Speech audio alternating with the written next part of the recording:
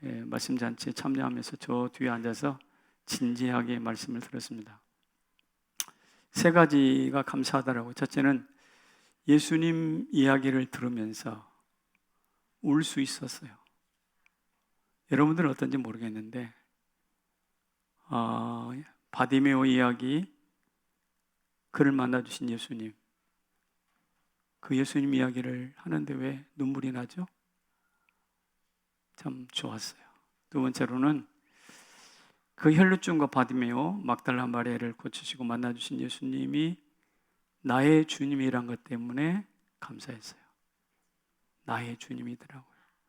그들의 주님이 아니라 나의 주님이었어요. 그리고 모처럼 참 좋은 젊은 목사, 젊은 강사님을 만날 수 있어서 참 행복했어요. 올해 나이가 49이시더라고요.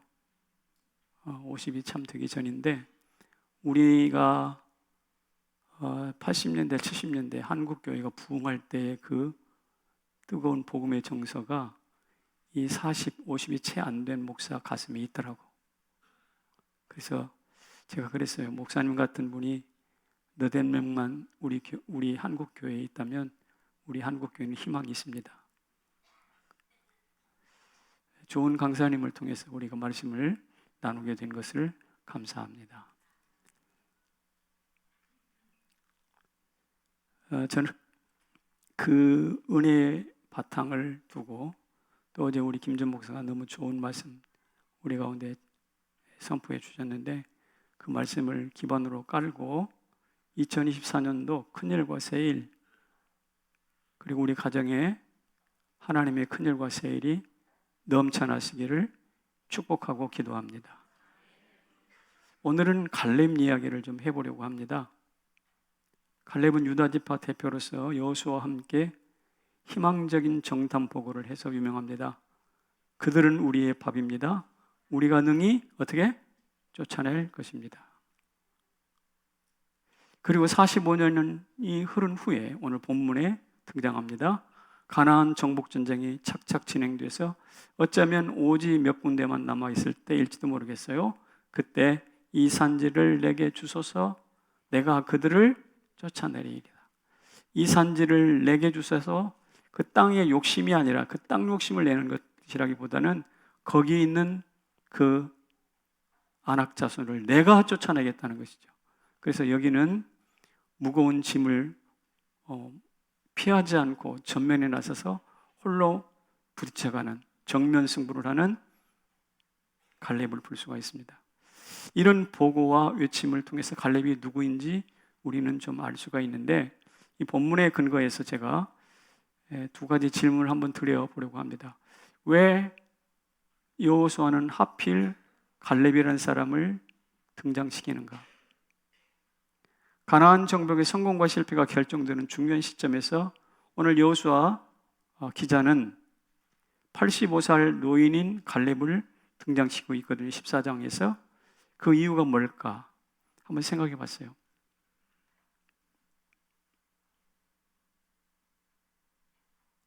그것은 이사야 40장에 독수리가 날개치며 올라감 같을 것이라 라는 말씀을 제가 설교를 했는데, 그 말씀에 딱 맞는 주인공이에요.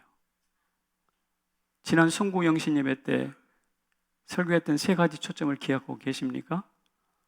모르는 분들을 위해서 앙망한다 그랬죠.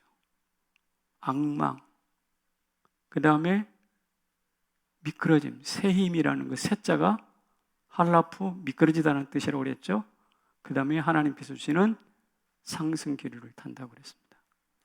이 세 가지를 정확히 몸으로 익히고 실천한 사람이 누구냐면 갈렙이더라고요. 그래서 갈렙이 오늘 이 본문에 등장하는 것은 그의 다른 무엇보다, 그의 용기보다도 이 세 가지가 그 삶에 그대로 드러나기 때문에 그렇다는 것입니다.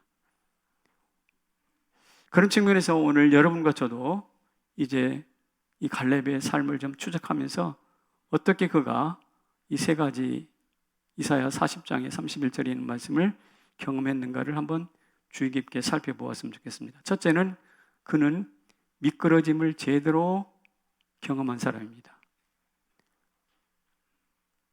성경에 보니까 그는 그나스 족속 여분네의 아들이라는 말로 되어 있어요. 그나스 족속은 그럼 누굴까? 그나스 족속을 창세기 36장에 보면 이렇게 나와 있네요. 한번 읽어보겠습니다. 시작.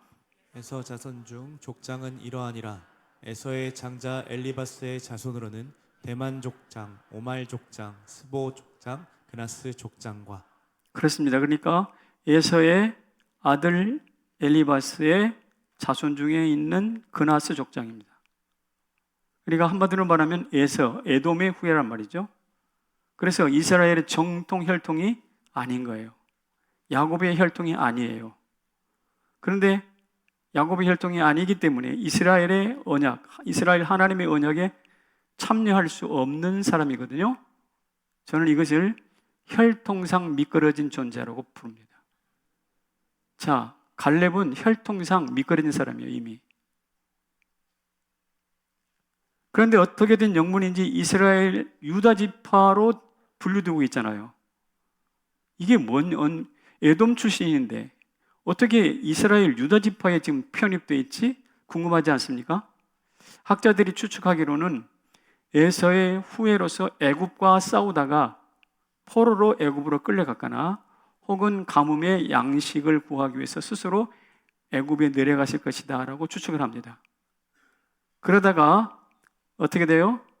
다시 이스라엘과 함께 유다 족속으로 편입이 되는데, 그러므로 전쟁하다가 붙잡혀갔으면 전쟁 포로겠죠. 가나안이 먹을 것이 없어서 내려갔다고 한다면 난민이겠죠. 그러니까 전쟁 포로나 난민이라고 한다면 신분상으로 미끄러진 존재예요. 혈통상으로 미끄러졌고 신분상으로 미끄러진 존재가 누군가 하면 갈렙이에요. 그렇게 미끄러진 존재로 살다가 이스라엘 백성들이 그 기적 같은 출애굽을 할 때 그들과 함께 잡족으로 역임을 받으면서 출애굽을 합니다. 출애굽기 12장 30절에 유명한 말씀이 있어요. 같이 읽습니다. 시작. 이스라엘 자손이 라암셉을 발행하여 숫곳에 이르니 장정이 60만 가량이요 중다한 잡족과 양과 소와 심이 많은 가축이 그들과 함께 하였으며.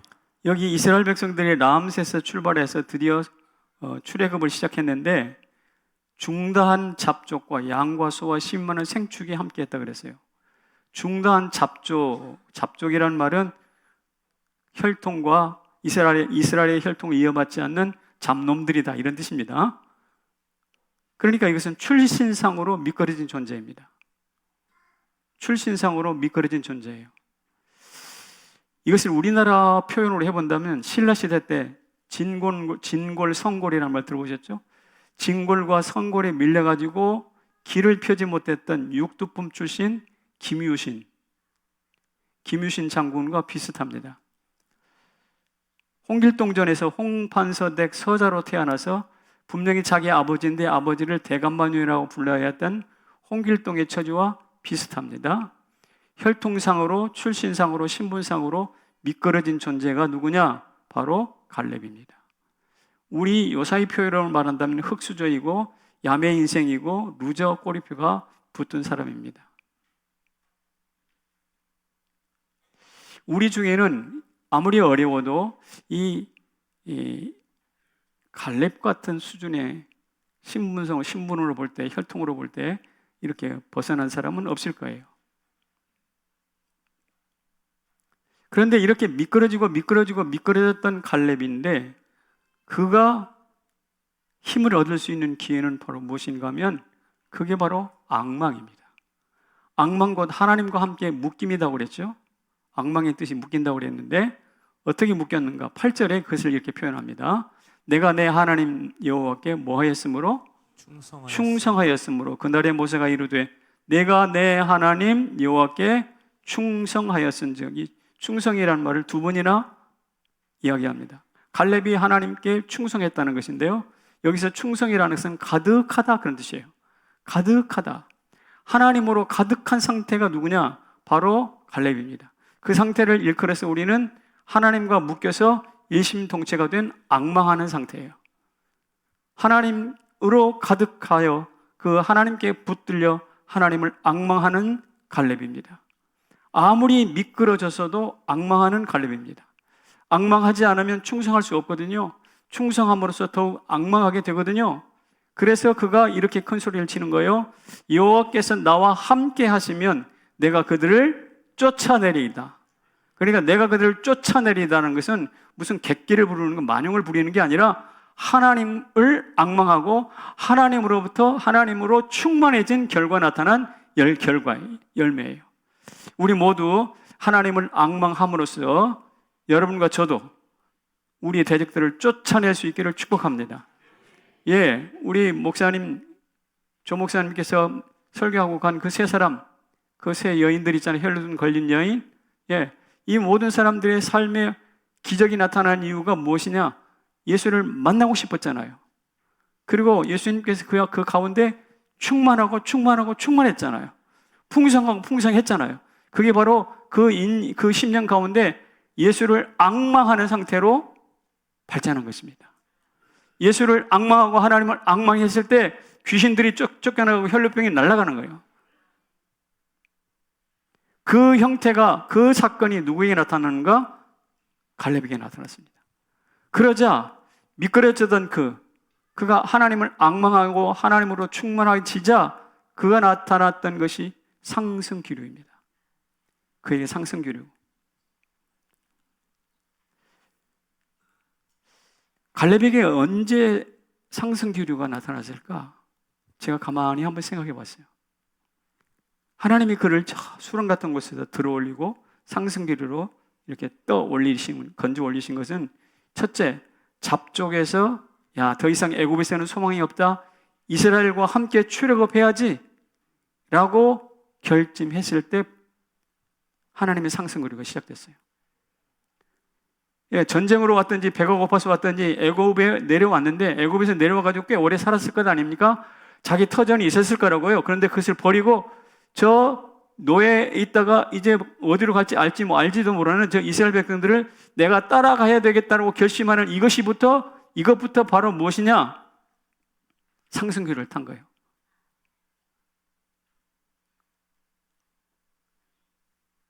그래서 유다 지파에 어찌어찌 포함됐는데 유다 지파 중에서 대표로 정탐꾼을 뽑을 때 누가 뽑혔어요? 갈렙이 꼽힌단 말이에요. 이것도 역시 상승기류예요. 잡족에서 이스라엘과 백성들과 함께 출애굽을 한 것, 이것도 상승기류이고, 유다 지파에 편입된 것도 상승기류이고, 편입돼서 그들의 대표로 장통군으로 뽑힌 것도 상승기류고, 그 다음에 정탐을 하고 돌아와서 그들은 우리의 밥이라 우리가 능히 이기리라 라고 아주 악평이 아니라 호평을 한 것이죠. 호평을 한 것이죠. 이것도 상승기류 중에 하나예요. 그리고 또 45년이 지났습니다. 그리고 오늘 본문에서 85세 나이에 이산지를 내게 주십시오. 그러면 내가 저들을 쫓아내겠습니다. 거인 안악자손을 무서워하지 않고 그들에게 도전하는 것, 이것도 역시 상승기류예요.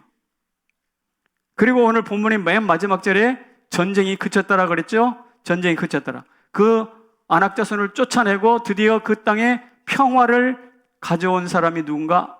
갈렙인데, 그렇다면 갈렙은 저 잡족에서부터 시작해가지고 함께 출애굽을 하고 유다 지파에 편입되고 정탐꾼 대표로 뽑히고 가서 갔다 와서 호평을 하고 호평을 하면서 다시 45년이 지나서 잊어버리지 않고 그 가나안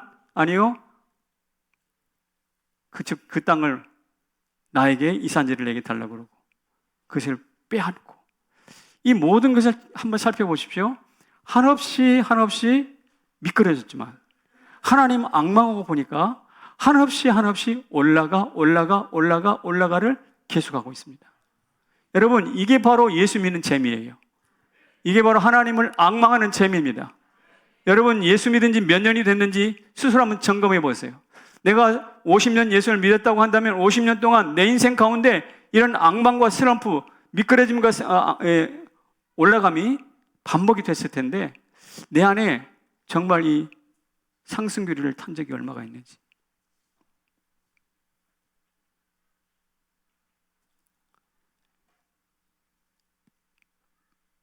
다시 말씀드립니다.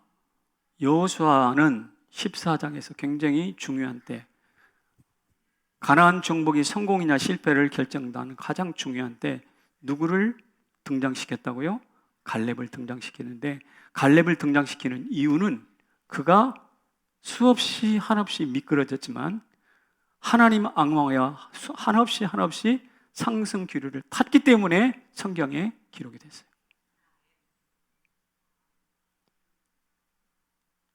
(2024년도가) 아무리 어둡고 캄캄해도 이 신앙의 원리를 제대로 파악한 사람에게는 희망이 있습니다. 하나님의 은혜가 있을 줄로 믿습니다. 예, 하나님이 책임져 줄 줄로 믿습니다. 85세 노인이 자기보다 서너 배씩 큰 안악자손과 전쟁에서 이겼다. 이것은 우리의 상식으로 설명이 안 되는 일이에요. 그래서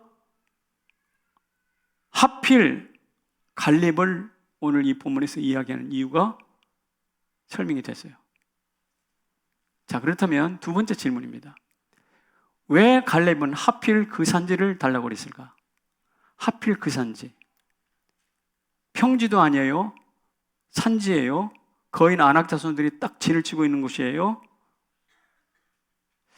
제가 지형으로 살펴보니까 이스라엘이 갈렙이 달라고 했던 그 헤브론 산지는 어디냐면, 우리나라 지형으로 쭉 정리를 해보면 저 백두대간 태백새목을 쭉 타고 내려가다가 어디쯤이냐면 태백이나 정선이나 이런 그 지역이에요. 그 지역. 헤브론 산지가 그쯤 된다고요. 순산촌 아닙니까? 그런데 거기를 왜 하필 거기를 달라고 그러냐고. 왜 좋은 땅 많은데, 저 호남평에 많고 좋은 땅, 이 경기평에 얼마나 좋은 데가 많은데 왜 하필 저 태백산에 있는 정선 같은 그 산골짜기를 달라고 하느냐? 이유가 있어요. 그것은 바로 거기에 아브라함과 이삭과 사라 10조의 무덤이 그 헤브론 산지에 있습니다. 여러분 막벨라 굴을 아시죠? 네, 처음 사라가 죽어서 아브라함이 자기 사라를 굴을 빌린 것이 아니라 사가지고 장사를 지내지 않았습니까? 그 막벨라 굴이 헤브론 산지에 있어요.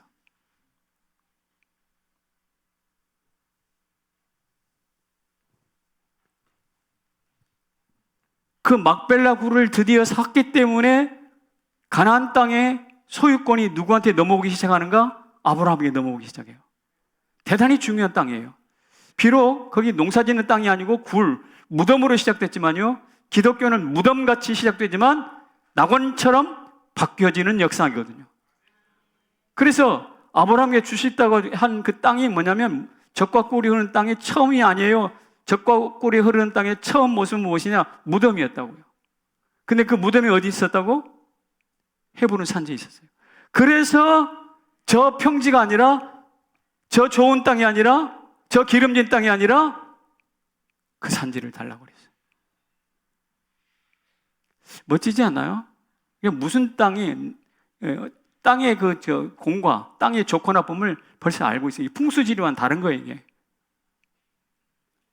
그래서 좋은 사람이 좋은 땅을 만드는 것이지, 좋은 땅이 좋은 사람을 만드는 게 아니에요. 다시, 좋은 사람이 좋은 땅을 만드는 것이지 좋은 땅이 좋은 사람을 만드는 게 아니라고요. 성남제일교회 성도 여러분, 우리는 좋은 사람 되십시다. 그리고 우리가 가는 그곳마다 그것이 좋은 땅이 되기를 축복합니다. 아브라함이 그랬어요. 그것을 누가 알아봤는가? 갈렙이 알아봤어요. 그리고 그 땅을 지금 달라고 하는 거예요.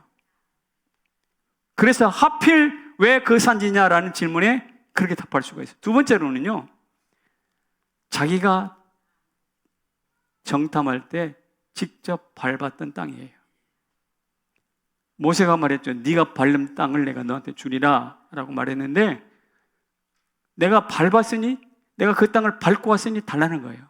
내가 안 밟아온 땅 달라는 게 아니라 갈렙은 그 땅을 직접 40년 전에, 45년 전에 밟았어요.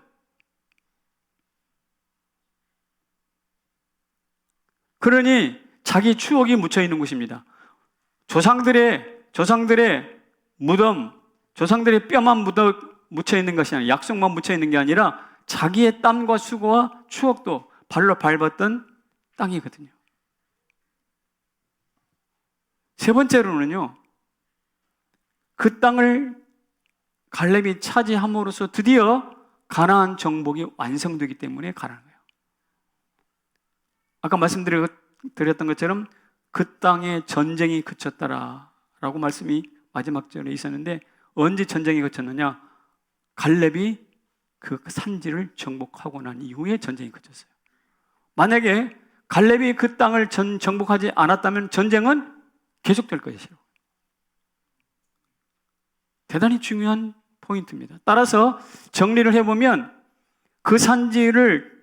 하필 그 산지를 요구한 것은 하나님의 약속을 따라서 아브라함과 이삭과 열조들의 뼈가 거기에 묻혀 있는 것이고, 자기 발로 직접 정탐을 했던 땅이고, 그리고 그 땅을 정탐해서 정복해야만 드디어 정복전쟁이 끝나기 때문에 그러는 거예요. 대단히 중요한 의미가 있어요. 포기할 수 없어요. 그래서 다른 땅 10개를 준다고 해도 바꿀 수 없어요. 여러분에게도 그런 땅이 있기를 축복합니다. 예. 어떤 것이 좋고 어떤 것이 나쁜 것이, 어떤 것이 비싸고 값싼 것인지 볼 수 있는 눈이 열려지기를 축복합니다. 갈렙은 그 눈이 열렸어요. 그리고 그 눈이 열렸기 때문에 어떻게 했는가? 취사 선택할 수 있었어요.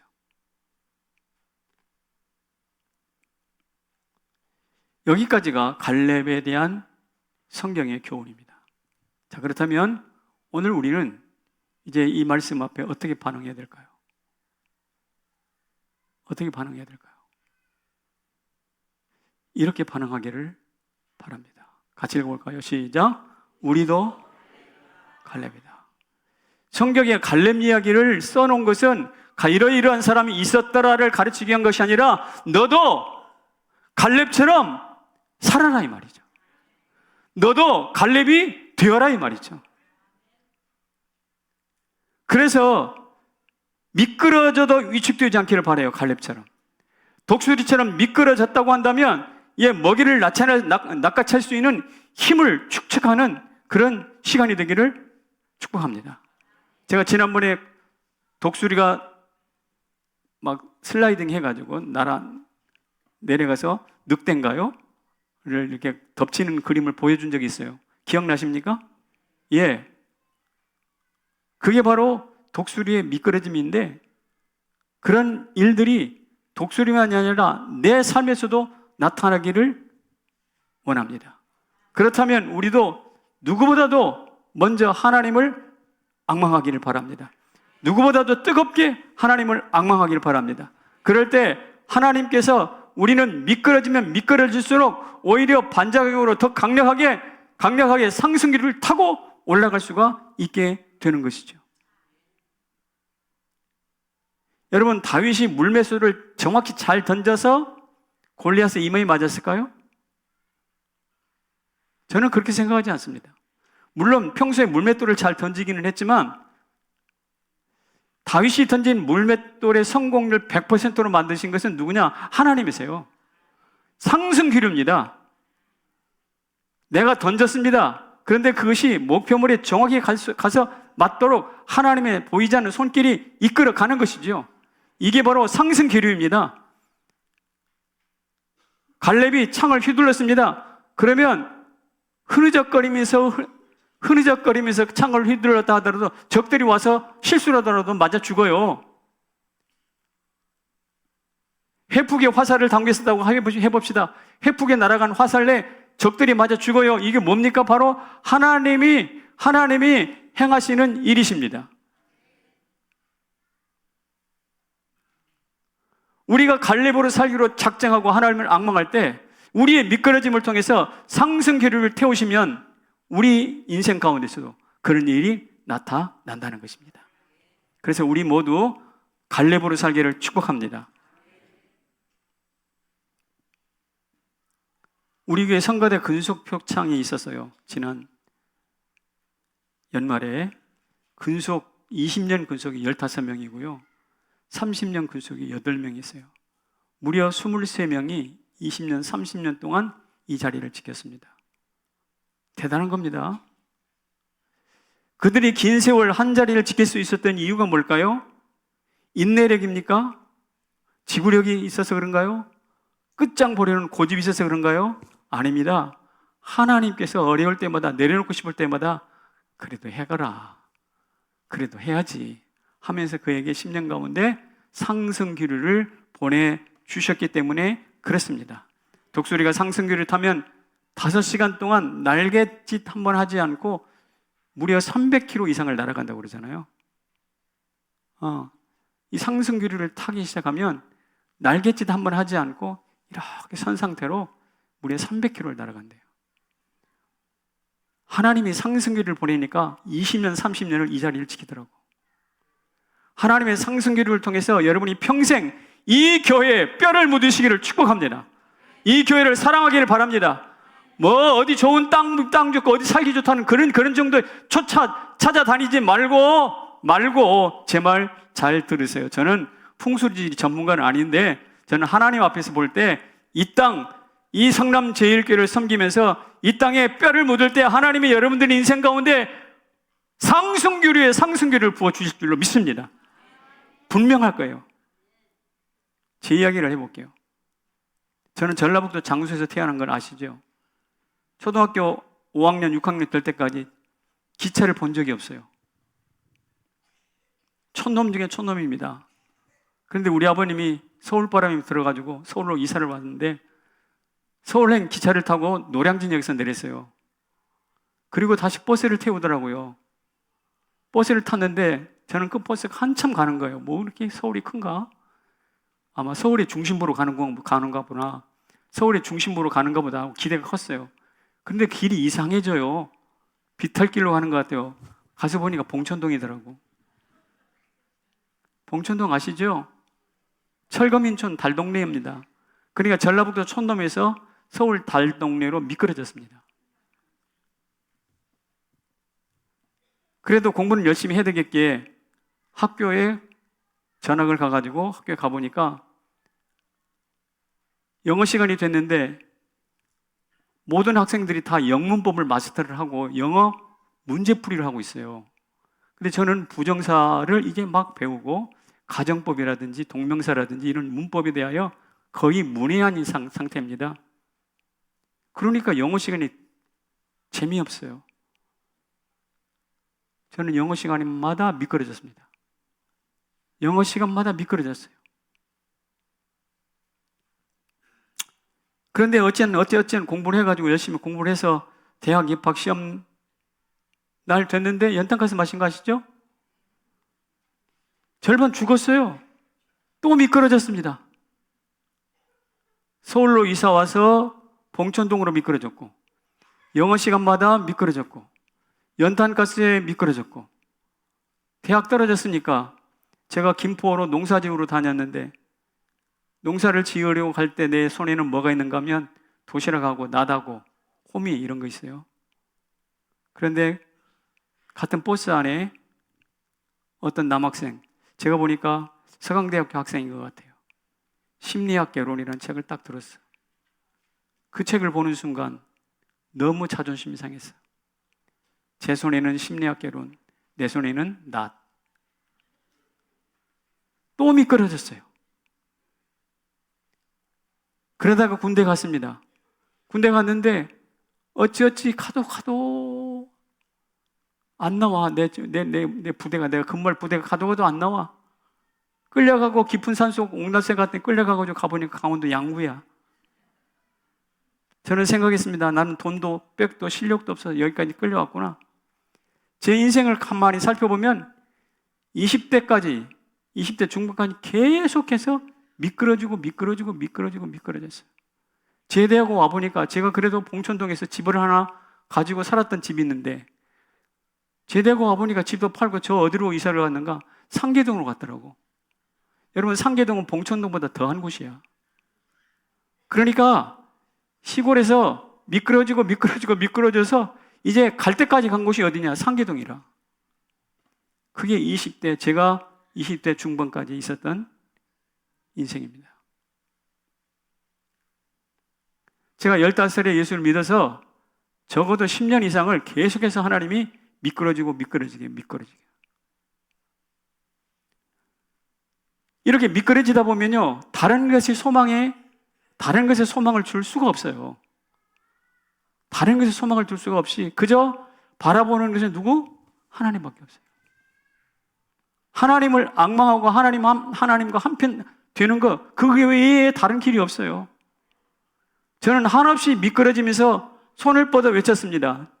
여호와는 나의 목자시니 내게 부족함이 없으리로다.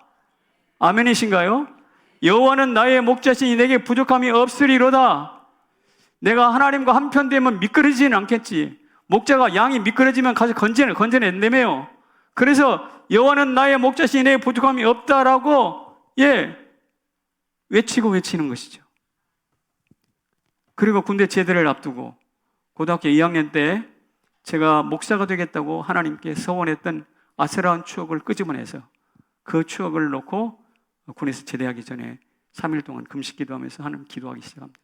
하나님, 제가 고등학교 2학년 때 하나님께 드렸던 그 서원의 기도를 다시 회복하겠습니다. 제가 목사가 되겠습니다. 하나님을 앙망하고 한 팀 되기로 작정합니다. 그때 드디어 상승 기류가 나타나기 시작합니다. 군대 갔다 와서 공부를 하느라고 했는데, 여러분 뭐 학원을 다니는 것도 아니고 참 어려운 가운데 공부를 했는데 총신대학에 그래도 입학 장학생이 되어서 등록금 없이 들어갈 수가 있었습니다. 들어가서 보니까 총신대보사 기자가, 총신대보 기자라는 자들이 막 여기저기 다니면서 취재를 하더라고요. 그래서 저도 참 보기가 좋더라고요. 그래서 하나님, 저 총신대보사 기자 되겠습니다. 그런데 들어보니까 거기는 실력 있는 애들만 들어간대. 그래서 가가지고 문장 글 쓰는 시험도 보고 그런다는 거예요. 처음에는 용기를 못 냈는데 떨어지면 또 왔다. 내가 인생 계속 미끄러졌는데 여기서 또 한번 미끄러 보지. 그래가지고 가서 지원을 했습니다. 그랬는데 합격했어요. 기자증을 달고 다니니까 얼마나 좋던지. 기자증을 달면요, 모든 데 풀패스야. 교무실도 총장실마저도 들어갑니다. 어디든지 아무 때나 들어갈 수 있어요. 상승기류가 시작됐다고 느끼기 시작했습니다. 그리고 신학대학원을 졸업한 다음에 오카노 목사님이 아프셔가지고 저 하와이에 요양을 가 있을 때 제가 그 사이를 딱 이용해가지고 사랑의 교회에 싹 들어갔어요. 왜 그런 줄 아세요? 오카노 목사님이 정상적으로 계셔가지고 나를 인터뷰를 했다면 저를 안 뽑아요. 자격이 없어요. 여기 조동규 목사는 정식으로 인터뷰를 해가지고 우리 교회 들어왔습니다. 축하합니다. 실력 있습니다. 그런데 저는 오카노 목사님 그 많은 사랑의 교회 교육자들 중에 면접 없이 들어간 학생입니다. 특별하지 않나요? 근데 알고 보니까 제가 면접 보면 떨어질 게 뻔하니까 하나님께서 옥목사야, 저 가서 쉬고 오느라. 그리고 내가 홍정이라는 아이인데 여기다 넣고 좀 훈련 좀 시켜야 되겠어.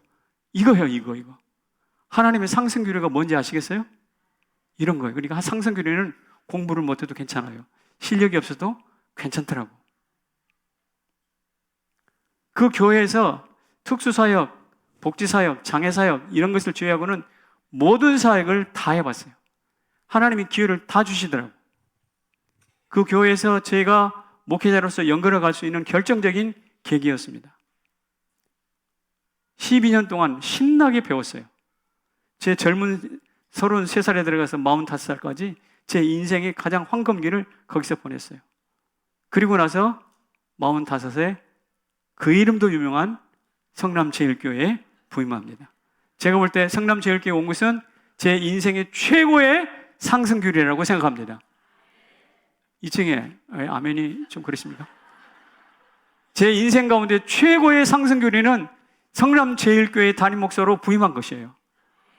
여러분, 제가 여기 와서 설교할 때 35분 설교하라고 그랬는데 1시간 10분 했던 거 기억하시죠? 35분 우리 저 이 목장님이 뒤에서 웃고 계시는데 예, 그때 생각나실 겁니다. 제가 남전도의 헌신 예배 때 오후 예배 때 여기 설교를 하러 왔거든요. 설교하러 왔는데 헌신 예배 설교 몇 분 해야 됩니까? 그러니까 35분만 하래요. 그랬는데 제가 그때 스데반 설교를 했습니다. 스데반의 헌신. 그 설교를 하는데 성령이 감동이 있는 거야. 그래가지고 내가 준비 안 한 것도 막 입에서 나와. 여러분 하나님이 말하게 하시면 주체할 수 없는 거 아시죠? 그때 제가 성령이 충만했단 말입니다. 그래가지고 마구 쏟아냈다 보니까 1시간 10분이 가버렸네. 그래서 저는 포기했어요. 35분 하라고 했는데 1시간 10분 설교해야 버려. 이처럼 통제 불가능한 목사를 담임 목사로 절대로 부를 리가 없다. 그런 생각하고 사실 여기서 설교를 하고 주보도 가지고 가지 않았어요. 주보도 가져가지 않고 하나님이 하시는 거지. 이 교회가 몇 명이 모이는지 무엇에 대해서는 이 교회에 대해서 인폼을 전혀 묻지 않았어요. 그러나 하나님께서 지난 22년 동안 이곳에서 저 생에 여한이 없이 그 누구도 부럽지 않고 후회 없이 미련 없이 기쁘고 감사하게 최선의 사역을 했다고 저는 생각합니다. 제 그런 가정 중에 암과 파킨슨이 왔지만 절대로 저를 떨어뜨릴 수 없었어요. 오히려 제 상승교류를 무너뜨릴 수 없어요. 이 상승교류는 마지막에 어떻게 끝날 것인가 저는 알아요. 저를 천국으로 데려간 이후까지 계속 불어갈 겁니다. 할렐루야! 갈렙도 말입니다. 전쟁이 끝나고 평화가 임한 이후에 드디어 그 상승교류는 어디까지 갔는가? 하나님 나라까지 갈렙을 데려갔을 거예요. 그것처럼 오늘 저도 마찬가지 이곳에 와가지고 최상의 상승교류를 경험했지만 그보다 더 멋진 것은 저 하나님 나라 천국까지 그 상승교류가 끌고 올라갈 줄로 믿습니다. 엘리야처럼, 갈렙처럼, 스데반처럼 여러분의 삶에도 이런 상승이 나타나기를 축복합니다. 상승교류가 나타나요. 그래야 우리의 삶에 은혜가 있고 우리가 살아볼 힘이 나는 거 아니겠어요? 우리 주품회라는 찬송이 있는데 여기서 한번 찬송 한번 부르고 가도 괜찮을까? 괜찮을까? 허락받고 해야지. 또 주품회 여기 보면 주와 함께 날아오르리 폭풍 가운데. 자, 우리 반주 좀 부탁해요.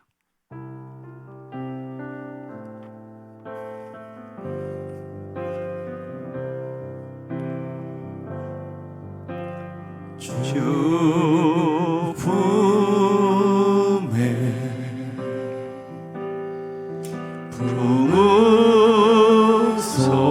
부으소서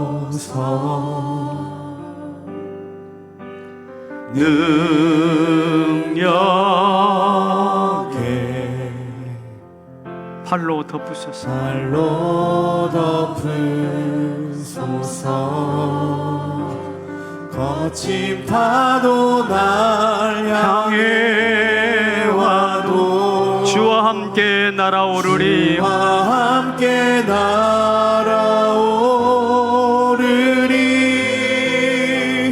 폭풍 가운데 나의 영혼 잠잠하게 주를 보리라 거친 파도 나를 향해 와도 거친 파도 날 향해 와도 주와 함께 날개를 펴고 함께 날아오르리 폭풍 가운데 상승률을 가운데 나의 영혼 잠잠하게. 다시 한 번만. 거친 파도 날 향해 올지라도 그것이 폭풍 파도 날 향해 와도 주와 함께 날아오르리 폭풍 가운데 나의 영혼 잠잠하게 주를 보리라. 저는 여기서 가사가 잘못됐다고 생각해. 폭풍 가운데 나의 영혼, 폭풍이 아니라 하나님의 은혜의 바람입니다. 하나님의 상승 기류입니다. 우리 영혼을 떠받쳐서 저 천국까지 올라가는 회오리 바람, 그 바람이에요. 폭풍이라면 어떻게 잠잠하겠어요? 이 모든 바람, 이 하나님의 은혜의 바람이 2024년도 저와 여러분에게, 우리 가정에게, 자녀들에게, 우리 생업처소에게, 병든 자에게, 모든 사람들에게 불어오기를 축복합니다.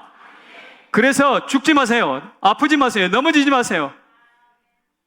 위기를 당해도 웃으세요. 주와 함께 날아오르리. 날아오르리. 파킨슨 병든 목사도 주와 함께 날아오르면서 기뻐하잖아요. 암으로 인해서 참 갈 때까지 갔다가 밑바닥까지 떨어졌던 목사도 다시 죽지 않고 다시 일어나서 주와 함께 날아오르겠다고 지금 설교하고 있잖아요. 그렇다면 여러분들도 좀 위기가 있고 어려움도 있겠지만 그래도 저보다는 낫잖아. 주와 함께 날아오시기를 축복합니다. 기억합시다. 나도 갈렙이다. 아멘. 그 다음에 두 번째로 생각할 것이 이것입니다. 우리에게도 뭐가 있다? 산지가 있다. 갈렙에게만 산지가 있는 게 아니라 우리에게도 산지가 있어요.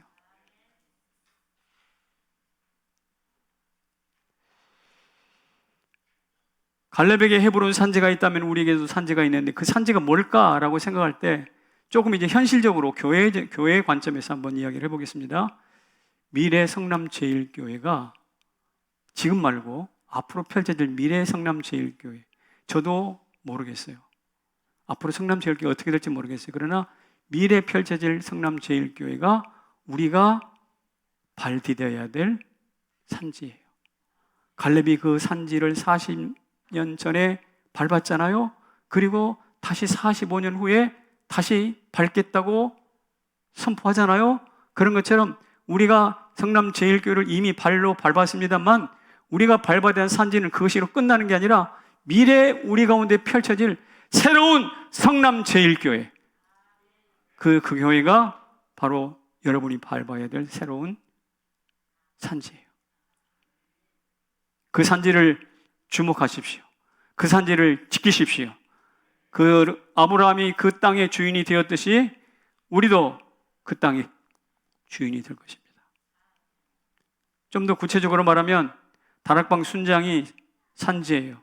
주일학교 교사 산지입니다. 성가대 예배 중보, 주차, 로데몰 사역, 새가족 섬김이, 전도대, 훈련 사역을 섬기는 여러 간사님들, 다 이 외에도 여러 가지가 다 우리가 서야 할 산지들입니다. 이 산지에 우리가 굳게 서면 헤브론 산지가 다윗 왕국의 기초가 되었듯이 다음 세대가 견고히 설 것이고 새로운 성전이 세워질 것이고 우리 성남제일교회로 말미암아 이 성남 땅에 주님의 나라가 편만해질 줄로 믿습니다. 엊그저께 말씀을 전해준 조영민 목사님이 하는 말이 그렇더라고요. 요사이 3D, 목회자들에게 3D 업종이 있습니다 그러더라고요. 목회자들에게 3D 업종이 뭔데 그랬더니 청년사역이 3D 업종이래. 우리 조동희 목사님 맞아요? 우리 신방하는 사역은 좀 그래 스마트할 것 같은데 청년들은 노상 밤새워야 되고 노상 늦은 밤에 밥 먹어야 되고 말은 엄청 안 들어 청년들이. 미안합니다. 이 자리에 청년한테 앉아있으면. 그러니까 청년 사역이 굉장히 힘든데 그래서 3D 업종이라고 그러는데 자기가 해봐서 안 돼, 조영민 목사가. 그래서 청년 사역들을 좀 이렇게 엔커리지 하기 위해서 무료 사역 세미나를 열려고 준비하고 있다 그래요. 그래서 내가 그랬습니다. 속으로 저 조 목사의 산지는 청년 사역이구나. 청년 사역을 지금도 일반 목회를 하면서 담임 목회를 하면서 계속해서 주목하고 있어요. 도우려고 하고 있어요.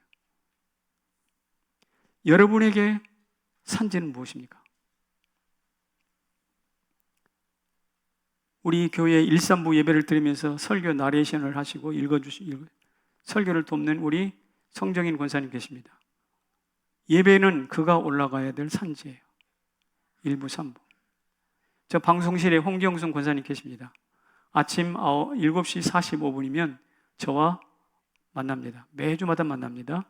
그리고 설교 원고를 확인합니다. 그리고 오늘 저처럼 자막을 순조롭게 띄워줍니다. 방송실에 홍 권사님은 방송실이야말로 그가 올라가야 될 산지입니다. 여러분 스스로에게 물어봅시다. 나의 올라가야 될 산지는 어디일까?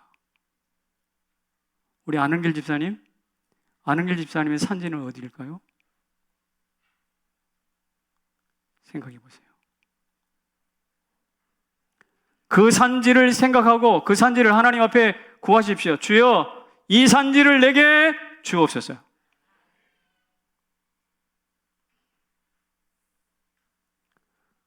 구체적으로 조금 예측을 해보면 우리의 산지는 다음 세대입니다. 그리고 지어야 될 새로운 성전이기도 할 것입니다. 우리는 오래전부터 성남의 1%를 책임지는 교회가 되게 해달라고 기도했습니다. 1%를 책임지려면 다음 세대를 세워야 돼요. 사람들을 세워야 돼요.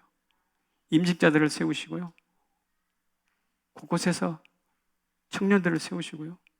새로운 담임 목사를 세우시고 새로운 성전을 세우시고 세워야 돼요. 제가 좀 내려가도 될까요? 내려가도 되겠죠? 이렇게 하다가 언제 끝날지 모르겠다. 마이크 좀 쳐보세요.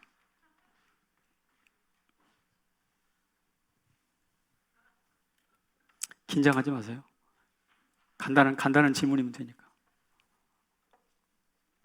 지난 주간에 새로운 담임 목사가 청빙이 될 거라고 이야기했는데 선교사님께서는 그 이야기를 듣고 무슨 느낌이었어요?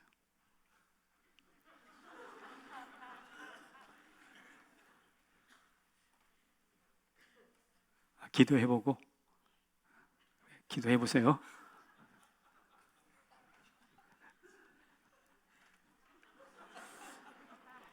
여기는 남편이 장로로 임직을 할 거예요. 그죠?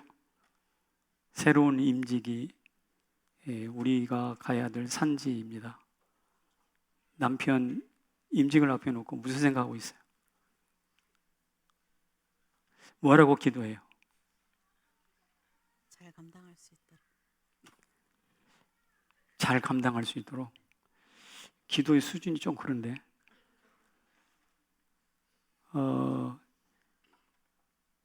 우리 집사님의 산지는 뭐예요? 셀라인 것 같습니다. 셀라. 우리 교회에서 여성으로서 노래를 제일 잘하신 분이세요. 혹시 그 음반 낼 생각은 없어요? 내시죠. 셀라 언제까지 할 거예요? 2부가 3040 대상이어가지고요. 아니 그러니까 몇 살 때까지 할 거냐고. 몇 살 때까지 할까요? 죽을 때까지 해야지. 죽을 때까지. 갈렙이 85살에 이 산지를 달라고 그랬거든. 그러니까 85세까지는 해야 되겠네. 아멘. 뭐라고? 85세까지 하겠네. 아멘이라고 그랬어 지금 뭐? 아멘. 조 목사님 잘 들어봤어요? 85세까지.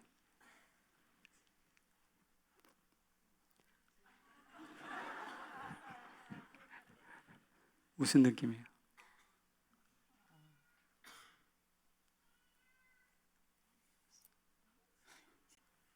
아직 준비가 안 됐어요.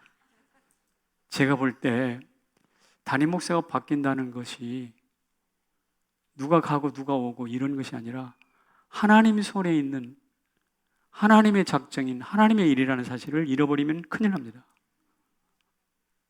하나님이 하시는 거죠. 그러니까 사람이 바뀐다고 해서 여러분이 흔들리면 여러분들은 하나님의 상승곡, 미끄러짐 이런 섭리를 잘 모르는 거예요. 하나님의 큰일과 세일을 모르는 거예요. 지금까지 홍정기 목사를 통해서 새 일을 경험했다면 앞으로 새로운 목사를 통해서는 무슨 일? 지금까지 홍정기 목사를 통해서 하나님의 큰 일을 경험했다면 앞으로 새로 오신 목사님을 통해서 하나님의 새 일을 경험하게 됩니다. 그런데 미끄러지고 상승곡선이 이어지면서 갈렙이 되었잖아요. 잡족에서, 잡놈에서 이스라엘을 구원하는 이스라엘의 족장의 대표가 되었잖아요. 여러분, 이런 원리들이 우리 교회 여러분과 저의 삶에서도 여전히 나타날 수 있기를 축복합니다. 그래서 우리의 산지는 어디냐? 지금까지 우리가 경험한 성남제일교회 말고 새롭게 하나님이 펼쳐갈 새로운 성남제일교회입니다. 그 성남제일교회를 위해서 우리가 할 일이 무엇인지를 찾아보시기를 바랍니다. 여러분, 제가 뼈를 묻으라는 이야기는 괜히 하는 이야기가 아닙니다. 적어도 이런 정도의 의미를 가지고 하는 이야기인데, 그 산지에 누구 뼈가 묻혔다고 그랬죠, 아까? 누구 뼈였어요? 10조. 아브라함의 뼈, 맨 처음에 사라가 먼저 죽었으니까 사라의 뼈가 있었고, 아브라함이 죽어서 묻힌 곳이 거기고, 그 다음에 이삭이 죽어서 묻힌 곳이 그곳이고, 그 다음에 야곱이 저 애굽에서 죽어가지고 또 와서 묻힌 곳이 거기예요.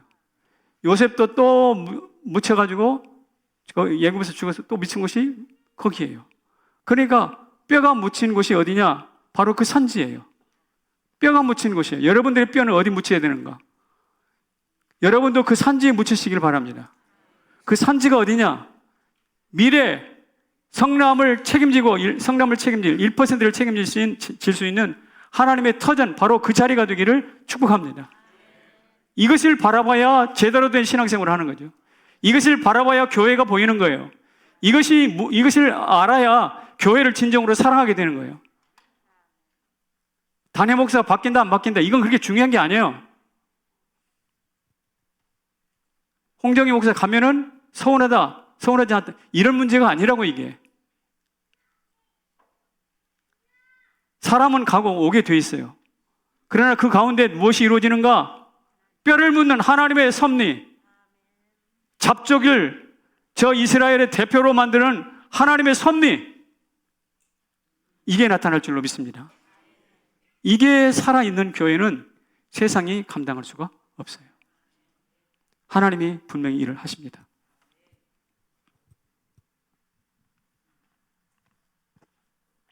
우리 선권사님은 숙제를 드리겠습니다. 내일 주일까지 써서 저한테.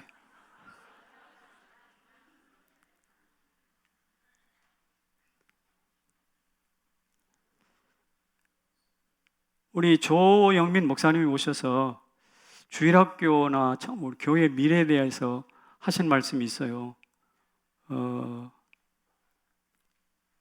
앞으로 한 10년 지나면 교회 중에 8개 정도는 주일학교가 없을 거다, 이런 이야기 들으셨죠? 그리고 저도 보니까 강남에 있는 초등학교가 본교가 분교가 되고 분교는 폐교가 됐다고 그래요. 여러분, 강남이 어떤 곳입니까? 근데 거기 그렇게 될 수밖에 없는 것은 집값이 비싸가지고 젊은 세대가 거기 살 수가 없다는 거예요. 그래서 다 어디로 외곽으로 밀려나. 우리 이 성남에도 역시 그런 현상이 나타나서 다 광주로 갔잖아. 그래서 그런지 몰라도 우리 교회 주일학교가 제가 여기 부임했을 때 약 400명이었어요. 지금은 100명, 200명 내외예요. 여러분, 위기가 분명합니다. 그러나 끝은 아닙니다. 여러분, 속지 마세요. 위축되지 마세요. 제발 위축되지 마시라고요. 제가 이런 이야기 나올 때마다 자주 하는 이야기가 무엇이냐면, 멜더스라는 목사가 인구 폭발론을 이야기했습니다. 우리 학교 다닐 때 배웠잖아요.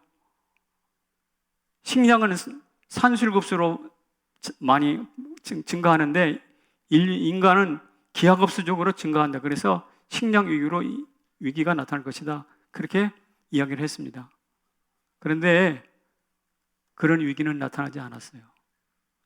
책상에서 산술적으로 계산하면 그게 나타납니다. 그러나 그렇지 않아요. 왜? 이 세상은 통계로 결정되는 것이 아니라 누가 결정하십니까? 하나님이 계십니다. 하나님이 결정하십니다. 그러므로 우리는 통계를 믿지 말고 통계에 속지 말고 성도의 본분의 길을 걸어가면 되는 것이에요. 갈렙의 길을 걸어가면 되는 것이에요. 말씀과 진리의 길을 걸어가면 그것으로 해결되는 것입니다. 그러면 사망의 광야의 길과 사막의 강이 펼쳐질 거예요.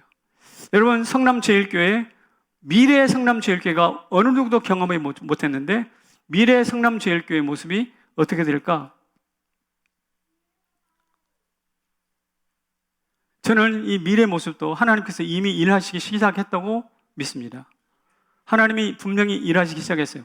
우리가 헌금을 해가지고 막 수백억을 헌금을 해가지고 교회를 짓는다? 사실상 어쩌면 불가능한 일 거예요. 하나님 이거 다 아세요. 다 아시고 하나님이 일하기 시작했다고요. 어떻게 일을 시작했는가? 제가 주일날 잠깐 설명했던 것처럼 출자율이라는 방식으로 보상을 받게 만들으셨어요. 그 다음에 우리 교회 이 지역은 아시는 바와 같이 근린 생활 시설을 건물에다 허락하게 됐어요. 그래서 그 건물 총 건평의 15%는 근린 생활 시설로서 유치원이나 병원이나 이런 것들이 임대를 주게 돼 있어요. 그러니까 교회는 그 근린 생활 15%를 이용하면 수십억을 은행에서 무이자로 론을 얻을 수 있어요. 이 지역에만 있는 하나님의 특별한 선물이에요. 저 중1 구역에는 그런 거 없어요. 근린 생활 그런 거 없어요. 종교 시설에게 그런 것을 준 적이 없단 말이죠. 우리 교회에 주신 하나님의 특별한 선물이에요. 저쪽 동네하고 우리 동네하고 용적률이라는 것, 건폐율이라는 것이 있는데 저쪽 동네하고 우리 동네하고 용적률, 건폐율 우리가 훨씬 더 유리하게 책정이 되어 있어요. 저기는 용적률 300%, 400%, 건폐율 뭐 40%. 그러니까 100평이면 40평 정도밖에 못 젖는 이런 것이 형편인데 우리는 80%가 져요. 그리고 500%, 교회도 500%까지 돼요. 저쪽에는 200%, 250%, 300%밖에 안 돼요. 근데 같은 땅이라도 저쪽하고 이쪽하고는 천지 차이에요. 지을 수 있는 용량이. 우리가 비록 땅이 좁긴 하지만 하나님께서 그 도시개발법에 의해서 여기에는 특혜를 주고 있거든. 그 누구 때문에 그래요, 지금? 이 동네 사람들 잘 먹고 잘 살라고? 아니요. 누구에게? 성남제일교회가 오래전부터 기도해 왔잖아요. 성남제일교회가 오래전부터 이 지역을 위해서 기도해, 그 기도의 응답이라고 저는 믿습니다. 이게 바로 하나님 하시는 상승곡선이에요. 여러분, 힘을 내세요. 여러분, 담대하세요. 속지 마세요. 다만 우리가 할 수 있는 것은 뭐냐? 믿음으로 한 걸음씩 앞으로 차근차근 나아가는 것입니다. 그래서 올해 우리가 해야 될 일들, 임직식을 끝나면 담임 목사 청빙을 하고 청빙 끝난 다음에 수년 후에 교회를 건축하고 하는 이런 일련의 스케줄을 하나님이 완벽하게 준비해 놓으셨으니 믿음을 가지고 두려워하지 말고 한 걸음 한 걸음 갈렙처럼 앞으로 전진할 수 있기를 주님의 이름으로 축원합니다. 분명히 그렇게 할 수 있어요. 그래서 우리가 읽어봅시다. 시작. 예서 말 수는 없다. 이게 뭘까요? 이은상 시인이 쓴 고지가 바로 저긴데 라는 시입니다. 고난의 운명을 타고 역사의 능선을 타고 이 밤도 허위적거리며 가야만 하는 결례가 있다. 고지가 바로 저긴데 예서 말 수는 없다. 넘어지고 깨어지고라도 한 조각 심장만 남겨들랑 부둥켜 안고 가야만 하는 결례가 있다. 여기 결례라는 말 대신에 교회가 있다로 바꾸어 보세요. 고난의 운명을 타고 역사의 능선을 타고 이 밤 허위적거리며 가야만 하는 교회가 있다. 고지가 바로 적인데 예서 말 수는 없다.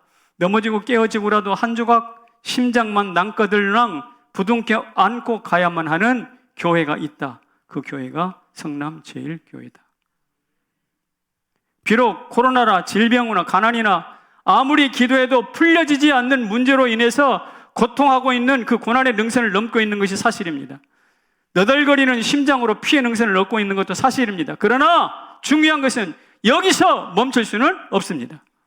예사 말 수는 없습니다.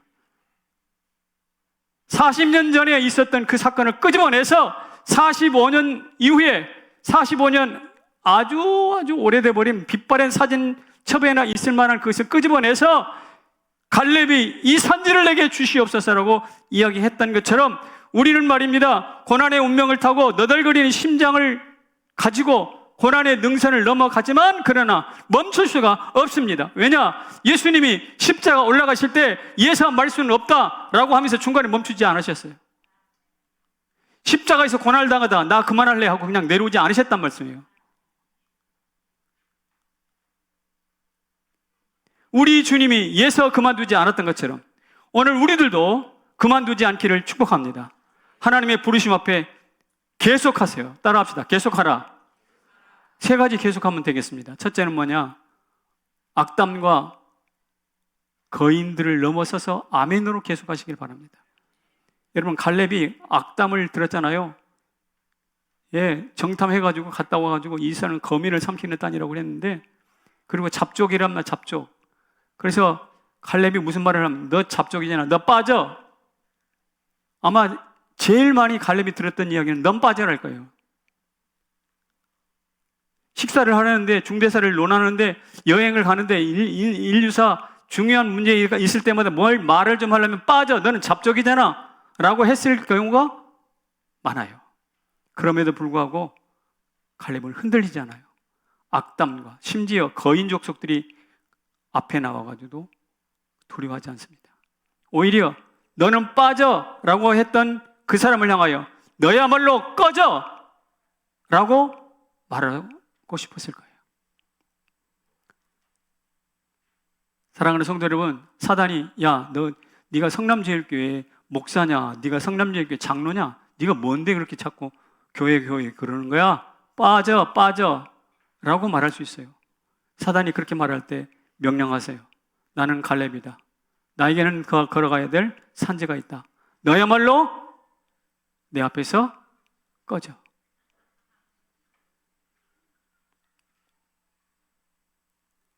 여러분, 짐 엘리엇이라는 유명한 사람이 있는데 이 선교사가 결혼한 지 2년 만에 에콰도르에서 죽습니다. 순교하잖아요. 그의 아내가 이름이 엘리사벳인데 자기 남편이 이 땅에 없다는 사실, 자기가 과부가 됐다는 사실을 받아들일 수가 없는 거예요. 그래가지고 2년 후에 다시 남편을 죽였던 아우카족이라고 하는데 그 아우카족에 찾아갑니다. 그리고 아우카족에 찾아갔더니 하나님이 묘하게 그 족속은 여자들은 죽이지 않는 습속이 있어요. 그래가지고 이 마음 놓고 엘리사벳이 선교를 시작합니다. 그곳에. 그랬는데 선교하고 하다 보니까 자기 남편 죽인 놈이 누군지 발견됐어요. 그리고 그 놈에게 직접적으로 복음 전했어요. 그리고 그 놈이 그 아우카족의 최초 목사가 됐어요. 할렐루야. 최초 목사가 됐어요. 여러분, 아우카족, 자기 남편이 죽은 그 동네에 가보고 싶지 않을 거 아니에요. 고개도 돌리고 싶지 않은 곳일 거라고, 여자 입장에서. 그런데 거기를 피하지 않고 어떻게 해요? 악담과 거인이 있어도 아멘 하고 그 땅을 찾아갔다니까. 가서 남편 죽은 그 사람 만들어서 복음 전해가지고 바로 그 사람을 어떻게 해요? 최초 목사로 만들었어요. 여러분, 엘리사벳이야말로 대단한 제2의 갈렙입니다. 우리 교회에도 이런 분들이 나와야 되지 않겠습니까? 악담과 거인을 넘어서 아멘으로 계속하시기를 축복합니다. 두 번째, 한 번 더 읽어볼까요? 시작. 전쟁이 그치고 평화가 올 때까지 계속하라. 예, 그 땅을 정복하니까 드디어 평화가 왔다고 그랬잖아요. 우리 앞으로 이 영적 싸움이 심각할 겁니다. 우리 이 재개발하는 동안에 심각해요. 재개발 여기 총회할 때 보니까 그 분위기가 살벌하더라고요. 저도 이게 저쪽에 문을 열고 살짝 봤더니 심각해요. 우리 교회에 대한 이런저런 비방도 참 많이 있어요. 심지어 돈 문제를 제기하면서 그 돈 성남제일교회 목사 장로 갖다 주려고 그런 것이다라는 그런 뜬소문도, 그런 모함도 들려온다는 소리를 들었습니다. 여러분, 지금도 교회 비방 계속돼요. 그렇지만 그것이 다 잠잠해지고 평화가 올 때까지 우리는 우리의 길을 계속해서 갈 수 있기를 바랍니다. 전쟁이 그치고 평화가 올 때까지 멈추지 말고 계속 가라는 것이죠. 그 다음에 마지막으로 시작. 변방이 중심이 될 때까지 계속 가라. 여러분, 성남은 변방이었어요. 성남도 강남도 똑같았습니다. 그랬죠? 다 뽕밭이었어요. 그런데 강남은 지금 산전벽해 전혀 다른 곳이 됐어요. 성남은 낙후됐어요. 그러나 하나님이 그 변방을 지금 중심, 대한민국에서 가장 살기 좋은 중심으로 바꾸고 계십니다. 강남에 가보십시오. 거기 법원이 있어요. 검찰이 있어요. 경찰이 있어요. 병원이 있어요. 국립도서관이 있어요. 고속버스 터미널이 있어요. 쇼핑센터 있어요. 기업 본사가 있어요. 여러분, 우리 주변에 보세요. 우리 주변에도 법원이 있어요. 법원이 올 겁니다. 쇼핑센터 있습니다. 병원도 있습니다. 해오름 도서관도 세웠습니다. 녹지공원도 있습니다. 아파트 숲이 생겼습니다. 재개발로 이 지역에만 높이 45층 초고층 건물이 올라섭니다. 저쪽 중2 지역에는 35층짜리입니다. 여기는 45층짜리입니다. 제가 알기로 그렇습니다. 그리고 45층 건물을 지붕을 이어가지고 스카이웨이라고 하세요? 지붕과 지붕을 이어서 저 타이페이인가 어디 싱가포르만 있는 그 스카이웨이를 만든다고 합니다. 여러분, 한때 변방이었던 이 성남을, 이름만 중앙이었던 중앙동을, 여러분, 나는 여기 중앙동이라고, 성남 중원구 중앙동이라고 그래가지고 엄청 좋은 줄 알았어요. 근데 알고 보니까 중앙동이 아니더라고. 처음 생겨서 중앙동이라고 했겠지만, 그런데 그야말로 이제 중앙동을 중앙동으로 만들어 가실 줄로 믿습니다. 정말 그렇게 됩니다. 왜 그렇게 됐을까요? 시청에서 해가지고 도시계획을 잘해서? 아니요, 우리가 이 땅에서 50년 동안 기도해왔기 때문입니다. 할렐루야. 나는 그것을 믿습니다. 시장은 5년마다 4년마다 계속 바뀌잖아요. 우리는 50년을 여기서 지키며 기도했잖아요. 성남이 잘 살게 돼도 누구 덕분? 오늘 성남제일교회 덕분이에요. 그리고 이 성남의 가장 중심이 되는, 그야말로 중심의 중심이 되는 이 중앙동이 우리 교회가 있는 이 위치에 서서 드디어 성남제일교회는 성남 전체와 대한민국 전체를 지휘하는 영적 지휘센터, 군인으로 보면 육군본부가 될 거예요. 육군본부. 전쟁 나면 벙커에서 세계 전체 전쟁을 지휘하는 지휘센터, 바로 우리 교회가 될 줄로 믿습니다.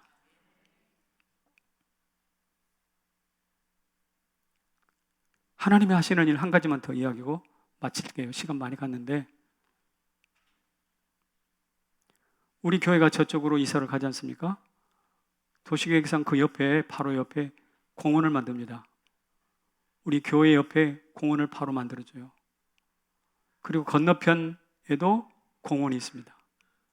그리고 우리는 370평의 땅을 점유하게 되겠지만, 그러나 그 앞에 약 500평에 가까운 공원을 우리 땅처럼 쓸 겁니다.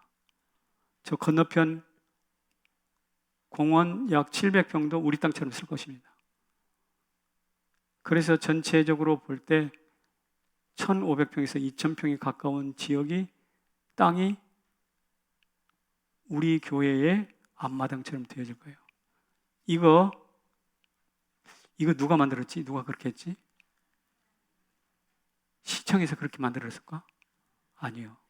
하나님이 하신 거예요. 제가 이런 이야기를 오늘 이 자리에서 특별히 하는 이유는, 우리가 하나님 찬양할 이유가 분명하다 이 말이에요. 그렇기 때문에 우리가 갈렙으로 살아야 할 이유가 분명하다 이 말이에요. 그렇기 때문에 우리는 갈렙처럼 그 산지를 내게 주시옵소서라고 기도하고 그 땅에 뼈를 묻어야 할 이유가 분명하다 이 말입니다. 이 사실을 믿으시고 우리 정신을 똑바로 차리고 하나님의 백성답게 갈렙답게 그 산지를 향하여 한 걸음 한 걸음 전진할 수 있기를 주님의 이름으로 축원합니다. 우리 찬송합시다.